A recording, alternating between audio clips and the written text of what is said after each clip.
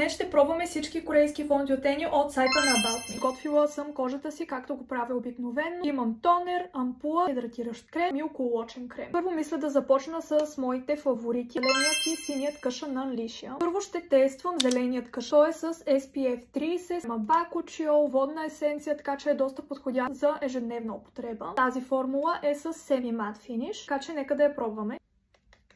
Аз използвам 21E. Може да видите, че доста добре изравнява тена. Също така пъпчиците, които ги имах тук и тук, не са толкова видими. Бих казала, че е със средно покритие. Може да видите и блясъка. Този стъклен ефект, който всъщност има кожата с него. Премахвам зеления къшън и ще продължим с синия. За разлика от зеления, синият е с матов завършек, така че е подходящ за хора с мазна кожа. Формулата съдържа ниацинамид, маля видимостта на порите. Има SPF 40 и е без аромат. Този отново е в цвят 21E.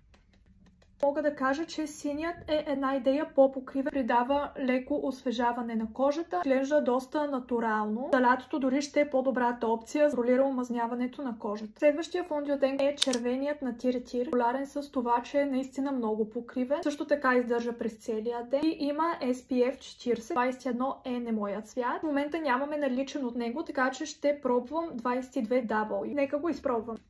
От сега мога да кажа, че е доста покривен. Естествено, този цвят не е моя, но няма значение. Правим го за науката, но пък самата формула, самия завършек, наистина доста ми харесва. Както виждате, пъпките не се виждат и реално седи доста добре на кожата. Имам чувство, че кожата ми вече е на ръба. Накрая имаме и Moist къшъна на Миша. Хидратиращ, има SPF 50. Цената му е най-достъпна. Ако искате просто да пробвате къшън и също така не искате да инвестирате много, това може би е правилният избор. Аз използвам цвят 21.